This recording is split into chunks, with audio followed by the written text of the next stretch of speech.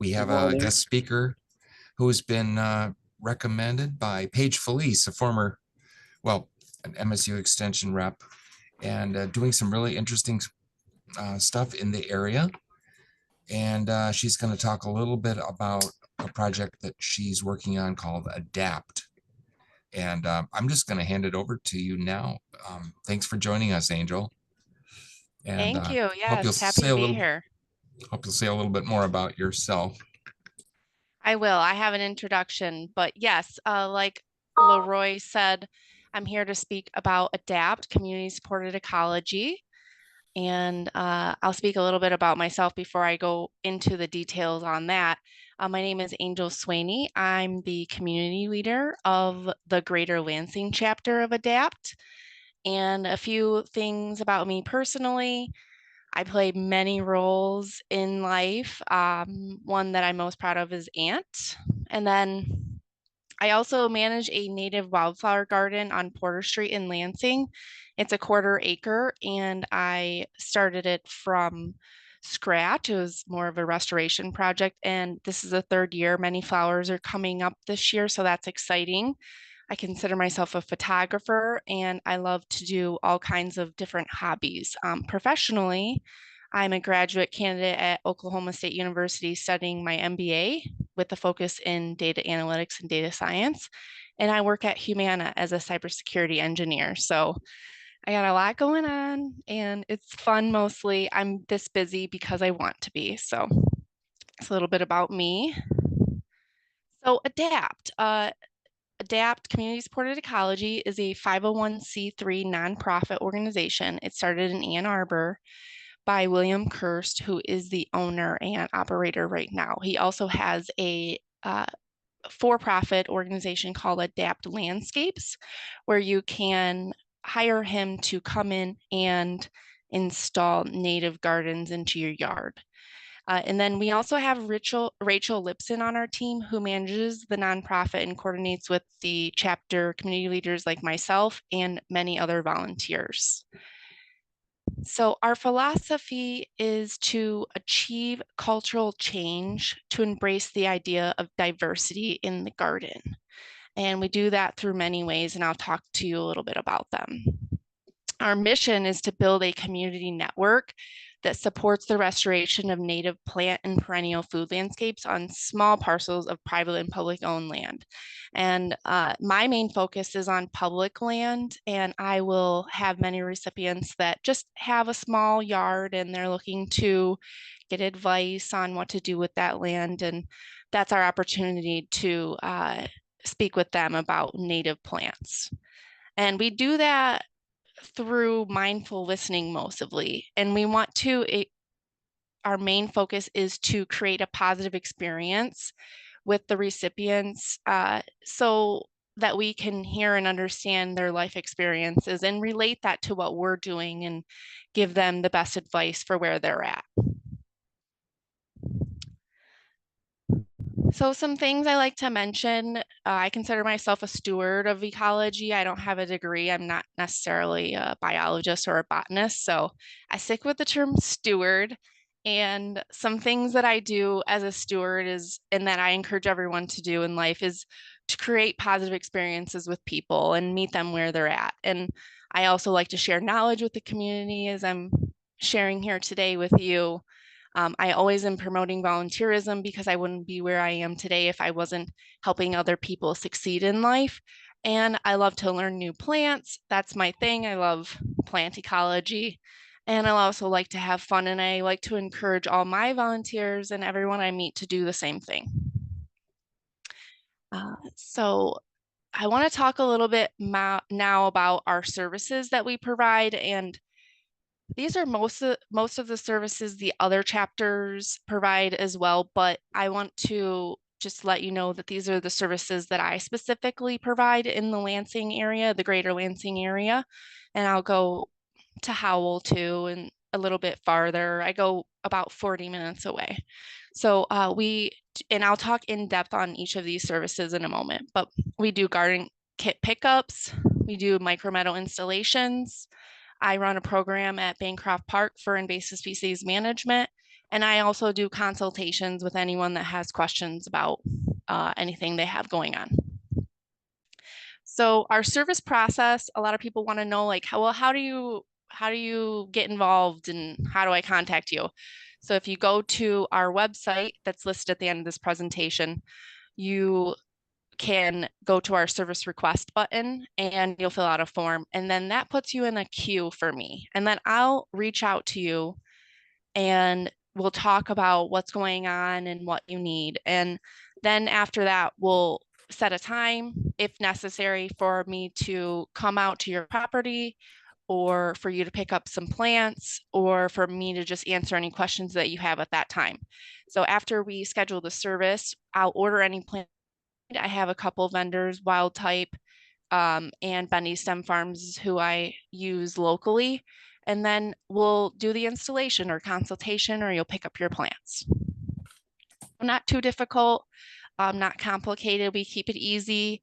If you like to communicate via email, we do that. If you like to have a video chat, I'll do that. Or if you want to text me or call me, any form is appropriate.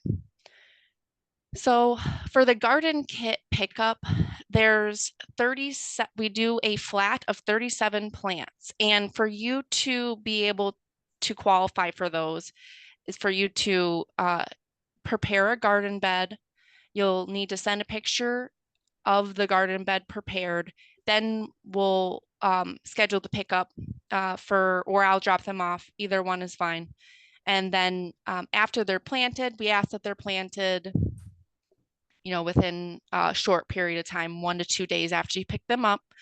And then after they're planted, I ask that a picture is sent to me so that I can confirm that the plants are in the ground, and then watering them for 10 days after they're planted. And so not too hard, not too difficult, and you get a free garden kit. This kit is free, and we have donors that provide the funds for us to be able to give those away. I guess I didn't mention that everything that I'm talking about is a free service. We're not looking for any money from anyone. If you'd like to donate, you can, of course, but that's not our main focus, not my main focus anyway. So a lot of people want to know what's in these kits. So I've listed them here. I'm not going to go through every single one, but we focus on a full sun, part sun, and shade kit. And all of these are like a medium soil, medium dry soil. Right now, we don't focus in on wetland plants, anything that's soil that's very wet. But if there is a scenario where you needed a kit, I can advise on those plants that you can get, or I could possibly get them for you. These are our main kits that I've offered this year. So the micro meadow installation, what we do is once you fill out that form, I'll schedule a time for us to come out, and I come with volunteers, usually 2 or 3. I have a volunteer base of about 25 right now. I'll send a calendar invite to the person that's receiving the garden, and then also to the volunteers. So we all are on the same page of when we're going, what the location is, and then I'll also throw the kit that we need in there, just in case a volunteer wants to pick it up or if someone wants to know. I also attach a resource page that is available that provides a whole bunch of answers to questions that I usually get. So when we get there, well, I guess let me back up. I'll bring all my tools with me, just like you would in a professional setting. I'll bring my shovels and spades and gloves and water and anything else that we might need at that time. And we'll walk around the yard, and I usually identify every plant in the person's yard because that's very fun for me. And then we discuss any invasive species they may have and how they can manage them, if that's something they want to talk about. Sometimes it's just, they're ready to go. They're like, here's my garden. I want to plant them here, and that's great. Sometimes people just want to tell me everything, and I love that too because it gives me a chance to talk about the things that I love. So one or the other will happen. And then we decide on a location to plant the garden. We plan out where the plants are going to go together, and then all of us plant the garden, and it's a good time. All right, so invasive species management at Bancroft Park. I started this 2 years ago. and I work with the Parks Department in Lansing to do this, and they provide me a little bit of resources, but it's low maintenance. It's not um, most of the time we're not like pulling out large trees or using herbicide. This is more of a introduction level invasive species management program where we pull out mostly small plants. And I will identify a plant to focus on before the session and a location. And then we just kind of hang out in that one area and focus on that one plant. And it depends on bloom time and what, basically what's coming up right now and if it's going to seed soon, uh, those kind of scenarios. In the winter, we'll do a lot of shrub and tree management, where I actually work with Caroline Miller on this project. So she's a huge advocate of mine and very supportive, and I'm happy to have her part of my group of mentors. So I have a standing calendar invite, just like this call, where people have it on their calendar and they show up if they want to. I encourage the people that live close to the park to come and join me. So sometimes I'll go and talk to them door to door and be like, this is what I'm doing. I'd love to have you. And then that session is every other Thursday from 6 to 8 p.m. at the park. And we meet at the warming house on the Auto Road entrance. And we wear protective clothing, bring gloves and closed-toed shoes if you want to join us. We also definitely need bug spray right now if you're going to join us. And we have lots of fun, and I'd encourage you to come join us sometime. So the consultations, it's mostly a conversation over the phone. If someone wants to do a video call, I'll do that as well. And we discuss the land that the recipient has and how they're currently managing it and any questions they might have. And a lot of times they're wanting a solution to a problem. And so I'll give them an answer at the time, or if I don't have an answer, I'll do some research and then call them back to give them the information that they're looking for. So this is great. I love doing the consultations. It's usually not too difficult. People just have some basic questions. If they have more advanced questions, then I'll send them to other avenues just because it might be outside my scope. Maybe William Kirst, the owner, might be better. So I'll send them over to Billy or something like that. All right, so, and then this is the information to contact us. I listed the website and then my information specifically. We have a lot of other chapters in Michigan, and we even have one in Pennsylvania and maybe even Maine. I'm not exactly sure about the Maine one, but so if you're not in the Lansing area, but you're looking for a community leader to provide some services that I've mentioned today, you can reach out to me, or you can go to the website and fill out the form, and we'll allocate you to the appropriate community leader in your area. Just a few that I'll list right now. We have community leaders in Kalamazoo and Grand Rapids. We have them in Ann Arbor, the greater Ann Arbor area, lots of them. And then we also have a few in the Detroit area, specifically Grosse Pointe Park area and East Side. And I think the Detroit area is expanding a little bit. And I think with that, I'd be happy to answer any questions that anyone has. Wow, that was a condensed and interesting project you've got going. Thank you. So, thank you for that. I'm sure people have questions, so feel free to unmute yourself and have at it.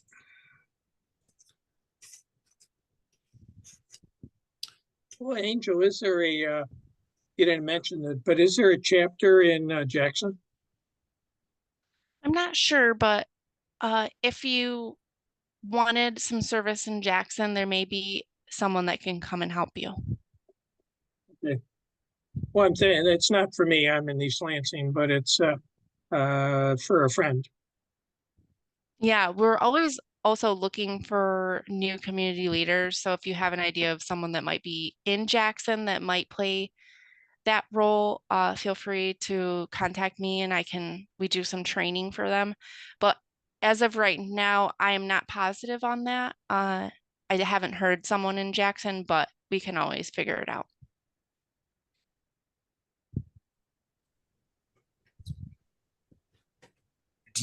Are you paid by the nonprofit to do your work, or is it more of a internship, or how would you describe it? This is 100% volunteer position. I do not get paid. Well, actually, I get paid with love from everyone involved, mostly. And I'm rewarded by the experiences I have with others. But no, there's no monetary value associated to my work. How does that work? That was my question. I was going to ask, where's the funding coming from for this? But how do you manage this without any funding? Yeah, that's a great question, Sam. And I get that quite often because, you're like, how are you giving away all these plants and these people are going to your house? This is usually a paid service. So Billy has worked really hard to find donors who support our endeavors. There's if you'd like, you can go to our website and subscribe. I always say it's kind of like NPR, how you can like give $1 a month, and that's kind of how we're doing it.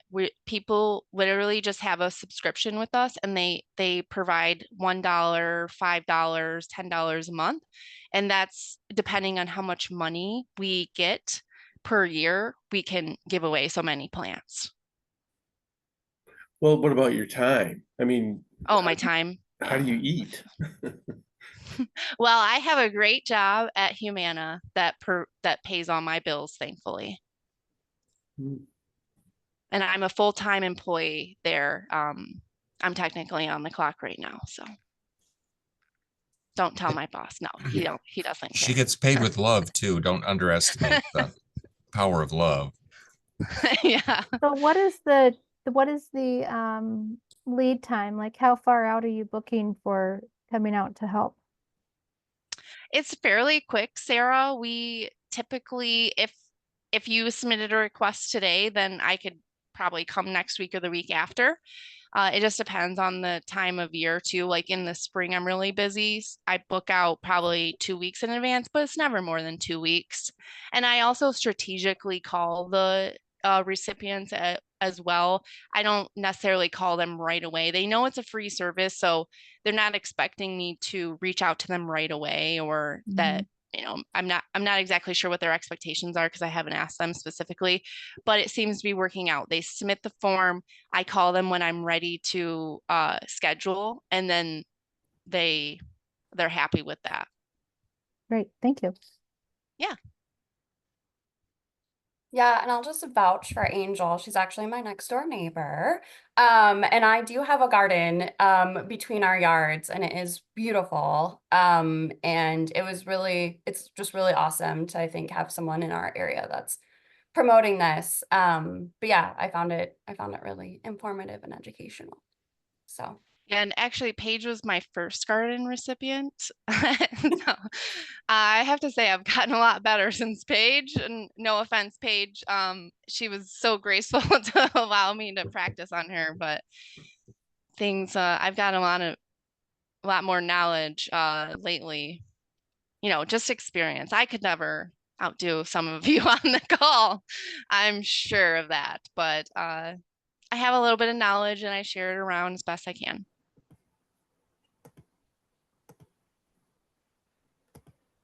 That is very interesting. Alexandra? Yeah, I have a specific plant question. Hi, Angel. I joined one of your Hi. training calls maybe 2 months ago and then haven't been able to volunteer Oh. yet. Yeah. Okay, good. Yeah. You probably but- recognize the presentation then. yeah, some of it, but also some was different. It was great.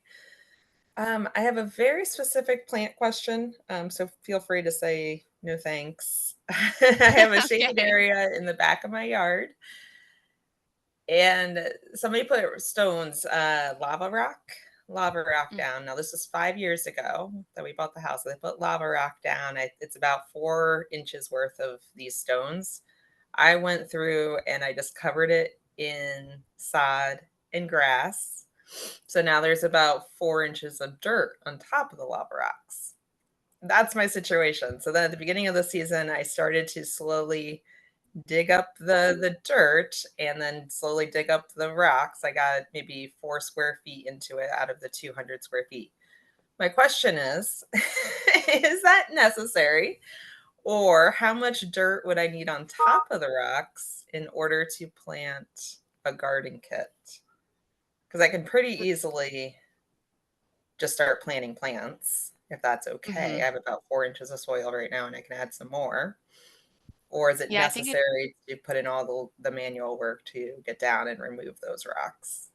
yeah, I think with the plants that we have, that Mm-hmm. they'll, if you put some soil when you're planting them, you put the soil, a little bit more soil with each one, like maybe dig a hole, remove the rocks, move them aside a little, put some soil down with them.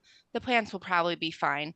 I'm sure there's other people on the call that have some suggestions as well, so feel free to chime in. But I mean, in my opinion, I think rocks are just allowing for water to go down into the ground a little bit more easier. So, you know, you're just providing some filtration around the area. So, I mean, I'm not sure exactly how lava affects the pH of the area. That might be a problem. I'm not sure though. I'm not sure of the pH level of the lava rocks. Okay. Anyone I have mean, any suggestions for Alexandra? yeah, I just want to remind folks, it's a dialogue, so feel free to, if you got something to offer or a question or side issue, feel free to pipe in. Peter, if you're there, you may have some insights, or Paige. Yeah, I'll just say like I have some lava rock on the side of my house and I planted a bunch of like hostas in them because I didn't really want the lava rock around and they did fine. So I think that you would be okay, especially if you have that much soil on top. I think you might just want to be careful if they're wetter plants will do better when it's really rocky like that because water tends to kind of sit in there. But yeah, Okay. my house does are like going gangbusters in my lava rock. Okay. Okay. But And yeah, I they're would so definitely check the pH thing. So Okay. I don't know about that either. Excellent. Thank you. I mean, native plants are very resilient in my experience. I mean, you can just try a few things. If it doesn't work, you know, that's the fun thing about gardening is you try some things. If it doesn't work, try again, try something new. Alexander, it's going to depend too on what type of soil you have. You know, if you have loamy soil or soil that has a lot of clay in it, you know, It's very you're clay. going to need, then you, Yeah. because it's going to be well drained until it hits the clay and then it's not. So you're going to want to plant, you know, that can penetrate, whose roots can penetrate the clay. Okay. Yeah, and you can reach out to me and I can provide you with some plant options if you'd like. Okay. I would love that. Thank you. Yeah, and you can also submit a request and we can also come out and plant a garden in your house too. And one thing I didn't mention is that if you volunteer with me, I encourage you to submit a form if you don't have a native garden. I'm sure lots of people on this call do, but if you don't, then submit a form and we can come out and plant a garden for you because, you know, you gave your time to planting other gardens. It makes sense for you to also get a garden. I have a question. Yeah. What exactly kind of stone is lava rock? Is it really lava or is it some other igneous or man-made idea? I'm not sure. You know, I just came back from Yellowstone and so I don't actually think it's lava, but it might I would be. agree. And I'm the one that said it. I'm just going off of the look. It's a very porous red Yes. rock. So Yeah. I don't I'm know. not sure. It was in my yard. I mean, it could be lava. It could be. It Right. it is an igneous rock. It's formed. There's different types of igneous rock, and the different types all determine at a high level how fast the lava cools. lava rock cools very, very fast, Okay. as opposed to like a crystal that is a very, very slow and in cooling rock. And then the different colors are determined by the mineral content. Right. Basically, that's a very, very high level discussion from a geographer who took a geology class once. Well, you did great, Brian. The reason I mentioned it is because in Hawaii, lava is actually used as fertilizer because of the large list of component minerals that get into the soil. That's great. That makes Sorry about sense for the them. swatting. I've increased the diversity in my house by allowing mosquitoes to come in, apparently. I will not be doing that, Peter. Well, it's not very intentional.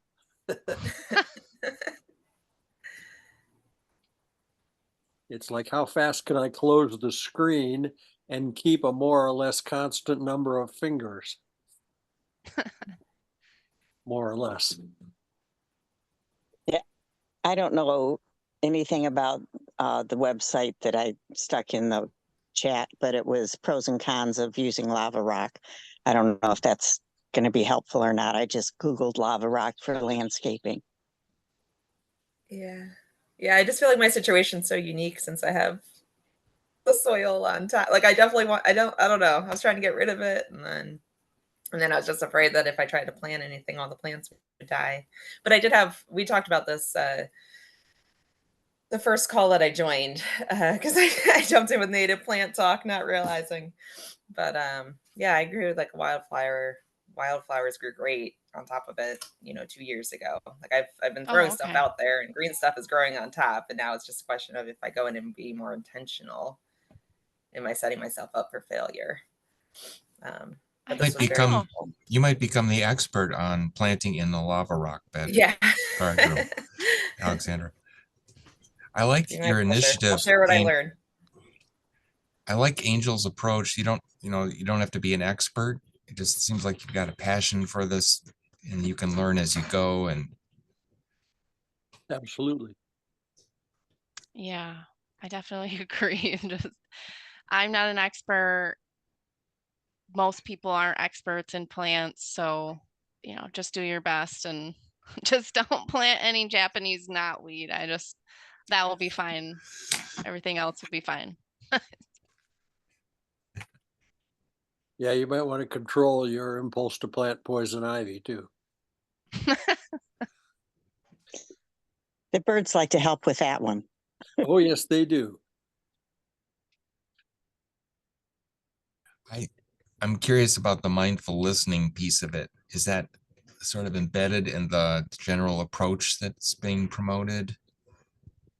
Yeah, it's something that comes from Billy and his just culture that he has within the nonprofit is that we want to meet the recipient where they are at because I think a lot of us have a lot of information to share and we're excited about that, but that's not always what the recipient is wanting. Sometimes they just want to have someone come and be with them on their property, share time and space. And so sometimes it's just visiting and having a nice time with that person. And that's a part of the community building aspect that we embrace, is that we have neighbors and friends and family, and we want to connect those people and share information if they're wanting to if they're ready to learn. But not everyone wants to learn something. Most people that fill out the form are, but we just want to listen and understand what's going on in their life instead of coming there with an objective of our own. Share the lava. Yeah. Sorry, bad pun. But this reminds me a little bit of the Earth is My Home project that Catherine spoke about a couple months ago, and it seems like a little more potentially successful, her approach was to spread environmental activism by offering appreciation and through a survey where you look at what people are trying to do, what they want to do, what they've done. And I don't know, I was having difficulty seeing how that would spread. But this seems like a little bit more kind of real life. Yeah. Okay. Yeah. I'm not familiar with that program. I would love to learn more about it. But yeah, you know, most everyone we contact have contacted us. So we're not necessarily going out there and finding people, they're finding us. So they have an interest in what we're doing.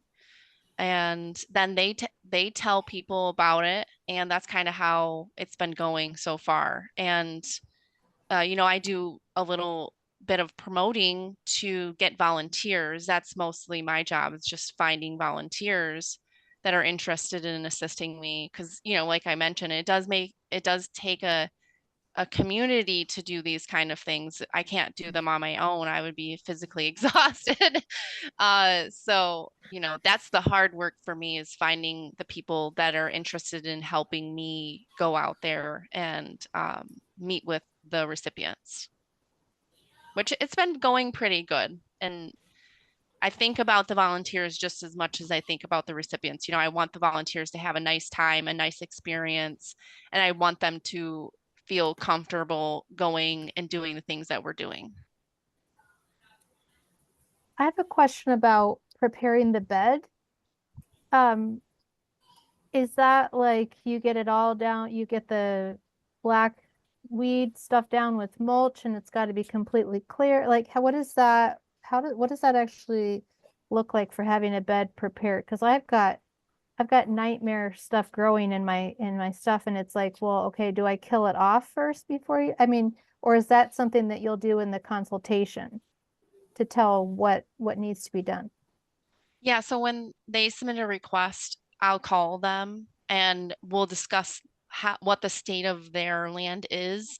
And then based off what they want to do or what their comfort level is, we'll take the approach that they feel most comfortable with. Sometimes that is herbicide, sometimes that is covering the area with cardboard, sometimes it's physically removing everything from the area with a shovel or whatever tool they may have available. But that's the garden kit scenario where they're preparing the bed the best they can. One thing that we do recommend, but isn't necessarily required, is that they mulch the area after to prevent weeds from coming back up. Maybe you have an issue with some plant there, and the suppression, the mulch suppresses for a little while at least to allow the plants to become a little bit more mature. But other than that, it's really up to the recipient. We would like to have a cleared area. That's the goal. We don't want to plant in a whole bunch of invasives. That's not going to happen. So as long as the area is relatively cleared, then that's fine. Okay, thank you. But like I said, we want to meet them where they're at. And if they're not ready to physically go out there and prepare that bed, then I'd recommend a garden installation for them or micro meadow installation, so that me and the volunteers are coming out there with them and we're helping them. Because we're inclusive as well. I don't know if I mentioned this, but sometimes people have disabilities or they're physically injured at that time, but they still want to have a garden and they still want to have the experience. So, I just ask them like, hey, I ask every recipient up front, are you able to physically help us? If not, I'll just ask for a couple more volunteers to come, and then we can just hang out together and you can help me design the garden, but we'll do the physical work for you. I just had a recipient where that was the scenario, and it's still a great time. I just have to plan a little bit more where I have 2 or 3 people coming with me for sure.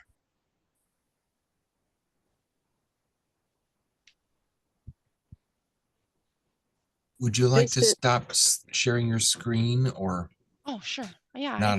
not a biggie? But Are you familiar with Meridian Conservation Corps?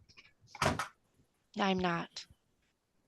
Bruce is a pretty active member of that, and Kim. And it's kind of an effort to pull together volunteers to do invasive species removal and restoration of parks and natural areas in the township. But I'm wondering That's if great. you might enjoy meeting Emma. She has quite a few volunteers that work with her that might be interested in branching out a little bit. Do you think that's true, Okay. Bruce, or do you think she's already overworked? And Bruce may not be on the call right now. I'm not sure. Yeah, I'm here. I just couldn't find my unmute button. Oh, Yeah, you think Emma there's some is, synergy always between these very, projects? welcoming to anybody that wants to either come out and help, or she tries to make herself available for if you call her or email her for questions. Very knowledgeable sure, yeah. on invasive species, and actually tomorrow she's leading a group in the afternoon at Davis Foster Park, and we're going to be planting some natives in the park. Okay, great. Cool. Yeah, I would love to reach out to, did you say Emma? Emma Campbell. Okay, great. I think she would really enjoy meeting you and just having the experience of your project. Maybe become one of the volunteers. She's done a lot of work with Waldemar Nature Center over the years as well. Still does. Yeah, I think that would be beneficial for me. I know that right now I'm looking to create an invasive species management program with Ingham County to get some funding. So I think I need to create a more official proposal to be able to get some funding for my efforts. Specifically, we have a patch of Japanese knotweed at Bancroft Park. So I really just want the funding to be able to treat that in the fall when the recommended time frame is. So, I mean, if she could, I'd love to talk to her about that to see if she has any ideas on writing a proposal for Ingham County. Oh, I'm sure she's just super busy. But yeah, I Yeah, think I'm she'd love to sure. chat with you. I did share one of the resources that she has prepared, which you might like. It's called Planting a Native Meridian. The other thing that we've done recently, there's been a lot of interest in these dialogues over the last 3 years about native planting, and some really good speakers and good ideas that have come up. But one of the things that came out of this was I think from Paige, talking about natural shorelines, is like, how do you make your natural garden look more intentional and code friendly, if you will, because things can get out of hand pretty quickly. And so anyway, the idea was to come up with some yard signs. I'm not sure you can see this. Anyway, we came up with 3 or 4 different styles that, shoot. The blur. Okay, yeah. Yeah, that's That's great. just- I love some signs. That would be good. We don't print any signs at Adapt just because we're conscious of waste. We don't want to like create anything if people aren't going to keep up with the sign. But I have my wildflower garden that I maintain, and I would love to have a sign there. And it is such a great idea, the signage. I just, Billy, it's not Billy's thing.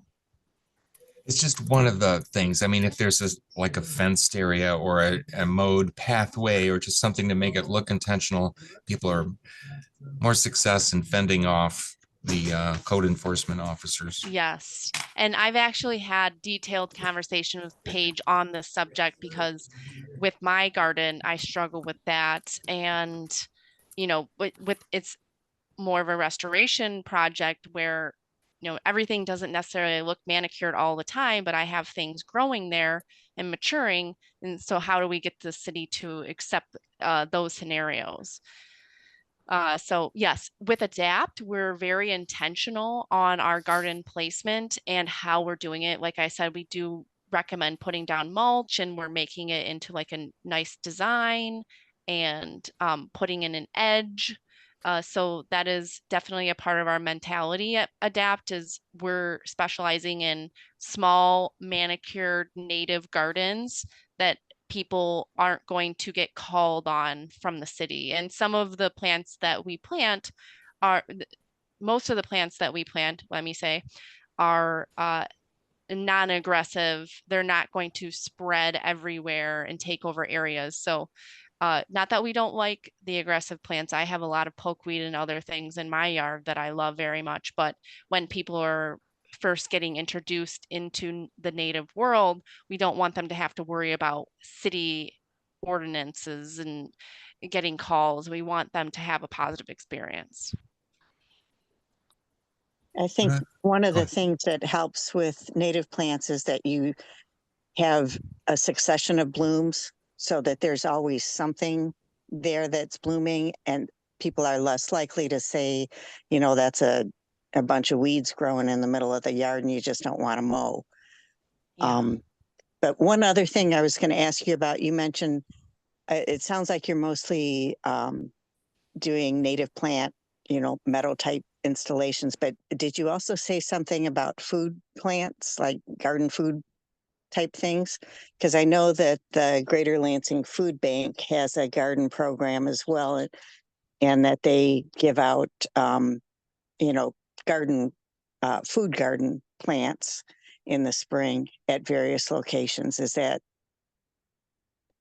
that touch on anything that you're doing, or is that something separate?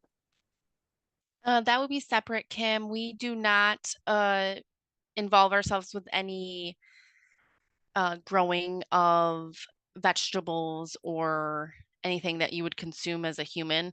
Our main focus is providing habitat for everything other than a human, mostly. Okay. But I am familiar with the program and I think it's great. I go there myself and grab some vegetables every once in a while. And I'm not sure who's running. I know Mike is running the Garden Resource Center and he does a fantastic job. And yeah, and they also have the library there. I just want to promote the library that's I think is underutilized if you're needing tools. So I do promote that. I don't know if I have it on my resource page, but if someone's asking me while I'm at their house, like, oh, do you know anything about vegetables or herbs or anything like that? I'll say, you know what, there's a great resource. Here's the list. So I'm definitely letting people know of their options in the area. I think something else that helps with native gardens is that if you're, excuse me, if you remind people to toss down a few annual seeds, you know, things that bloom, you know, only in the summer, but they give more of a intentional look to native plantings, at least until the native plants are, you know, it usually takes a couple years for the native plants to really fill in. And this gives you kind of a, oh, I can't think of the word I'm looking for, but a way to Well, kind it's of like the branch beauty, that. you know, the Yes, beauty people are exactly. looking for. Yeah, I think that's a great idea. And honestly, I haven't thought about saying that to any of our recipients, but I think it's a great idea. And I do that in my garden. So I don't know why I wouldn't tell other people to do it. Yeah, I think like zinnias, borage, you know, even sunflowers, you know, are good things to kind of toss in until the native garden gets going. Yeah, that's a nice idea. I like that. Thank you, Kim. I had a question about burning and Alexander brought up burning as well. What do you discuss burning it off every couple of years, or how do you encourage people to manage the native, after a couple of years for cleanup Yeah, and stuff? so that's a great topic that I am probably not the best person to speak about, but I just want to maybe explain our gardens a little bit more. They're very small. They're like 3 feet by 10 feet, only 37 plugs. And so we say micro meadow because a lot of the plants that we plant would be in a meadow. But they're in people's front yards, very small scenario. So it's not like a lot of maintenance for them, but I don't recommend, other than, weeding around them, especially for the first couple years to allow the natives to establish. I don't recommend any maintenance for them. Mulch and weeding is all I recommend.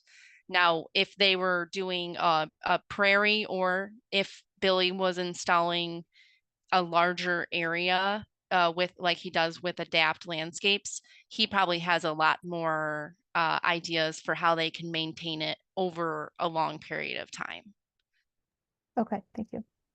Yeah, and I like the idea of burning, especially in, if you're doing restorations projects, but this is a much smaller scenario where we're basically just introducing the idea of landscaping with natives and being intentional about their placement and how the city might perceive those natives and in their beds, and how to ensure that you're complying to the city. Do you So we ever, don't ever talk about burning, because that seems like that would not go well with the city. especially the fire department, Yeah. I wonder, do you ever put mini gardens in the strip between the sidewalks and the streets? We do not recommend that because it's technically an easement, and we don't, Oh, right, the city can come in and just tear that up. And right. if it's on their property, we would recommend it, but not putting it on the easement. Right. I forgot about that part of it. Thanks. Yeah. But it's great. Like if they want to do that on their own, that's fine. I don't know if it's illegal or anything, but that's not something we recommend.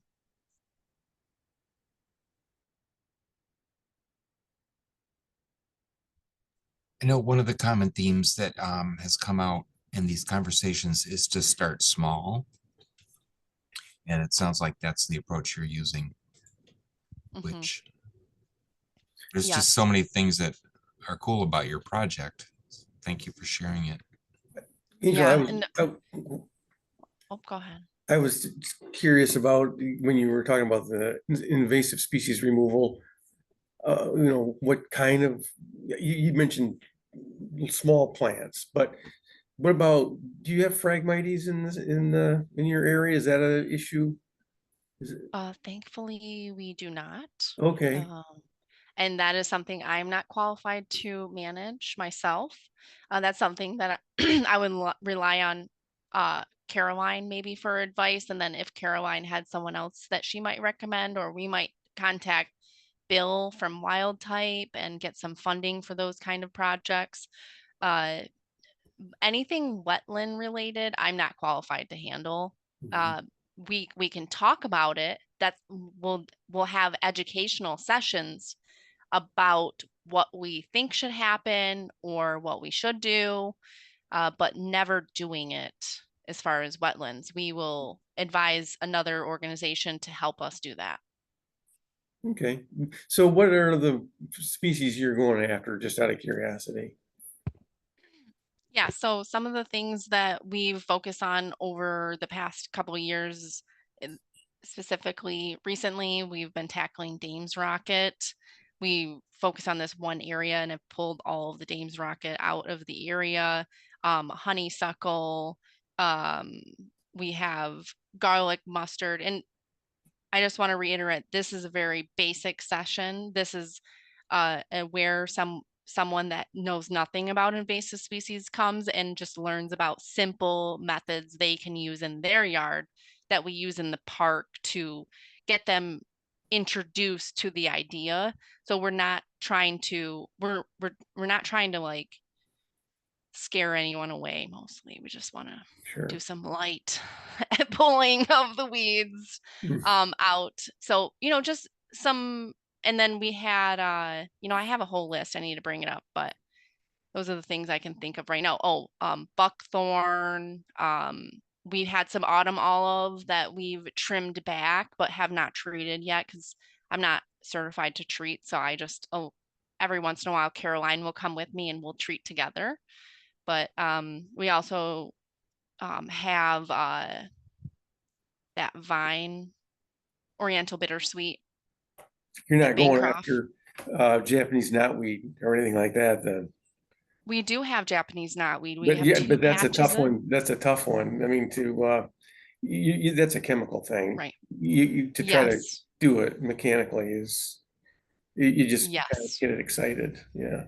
Yeah, no, it's not recommended to pull it at all. So we Right. do not pull it. Right now, the Japanese knotweed is just growing, however it wants to grow. And then in the fall, we'll treat it with 2% herbicide after it's flowered. That's the recommended way to treat Japanese knotweed as far as I know, but we get advice from Caroline on that subject. Sure. Canada thistle, is that on your list? We do have a little bit of it, not a lot. So those are the big ones that I listed. We had more autumn olive than I thought. I found it this spring when it started to create those beautiful little silver leaves. So when's your next educational session, Angel? For invasive species, Yeah. it's on this coming Thursday from 6 to 8, and would happy to have anyone. Sometimes I'll have a guest with us so that they just walk around the park and let us know their thoughts. So if you'd ever want to be a guest, I'd love to have you.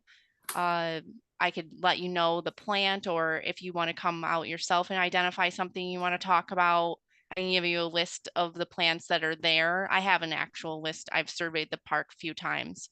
Every time I go there, I survey the park. So I can give you some information ahead of time if you want to be a speaker. Or it's just like, I guess it's nothing serious. We're just having a casual time. I would recommend Peter in Okay. the future speakers department. Sorry, Peter, but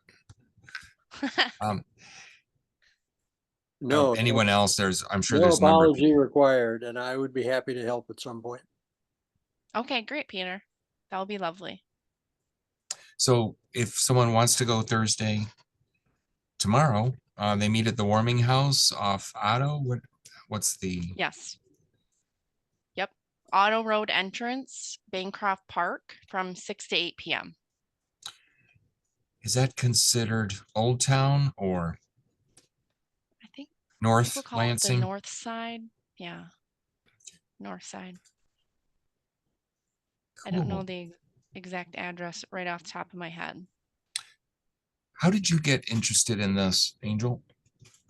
Well, when I was a little girl, my parents always had a garden, and I've been obsessed with trees my whole life.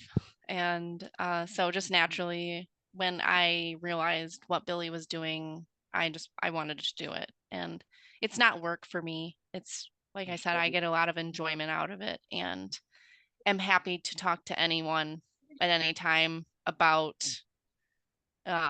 ecology. So yeah, that's kind of how I got into it, just as a little girl. I think they say that at 8 years old, you just you want to revert back to being 8.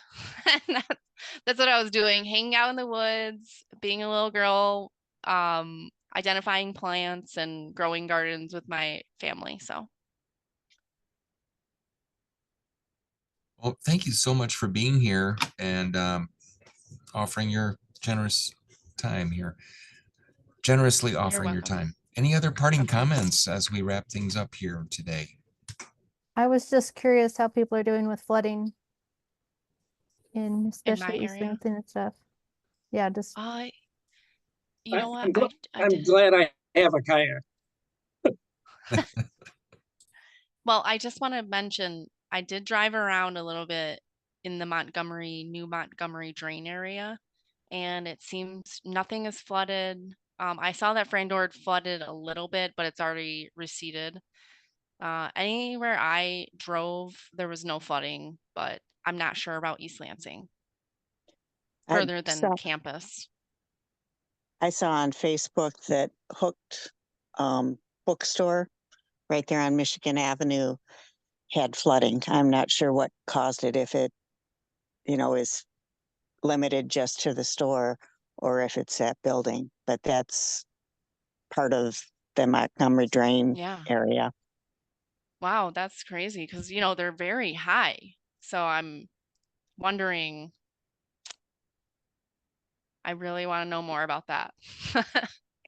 Yeah, it might have more to do with their plumbing than the drain, but I don't know. There wasn't any information on that. Yeah, I'll keep an eye out. I was told that it was a 2-year storm drain area there. So we're not hitting a 2-year scenario. So I'm really curious to see how that drain's holding up. The intersection at Hagedorn and Bircham was totally flooded. I've never seen that happen in the 30 years I've been in East Lansing, and then the entrance to Bircham Hills there was a car that was just stalled out. As I came in, tried to come back to my house from another angle. But anyway, any other? Yeah, good question, Sarah. And we've promoted native plants as a way to improve your Yes. absorption. Maybe it's a Yes. good time to promote native plants with all this rain. So Silverstone is new. Well, thank you very much for having me. It was lovely speaking with everyone. Thank you so much. Hope you come back, and thanks again, everybody. Good to see everyone, and see you next week. I want to mention that Alexa Hexel with Clean Refillery is going to be with us, and she's going to talk about her business, kind of reducing waste, and providing personal products for the home and business. And let's see. Is that a different owner for that? Because we had the owner for Clean Refiller years ago. So is that a different owner now? Oh, that's the same person, Okay, because I Yeah, couldn't she's- remember what her name was. Okay, that's awesome. Alexa. And if I'd love to have Billy here at a future dialogue. If you chat with him, you think that he might be a good speaker, please. Yes, I will ask him. You can also just pop in anytime. So thanks for your time, everybody, and have a great week. Thank you. Bye-bye. Thank you. Thank you. Thank you.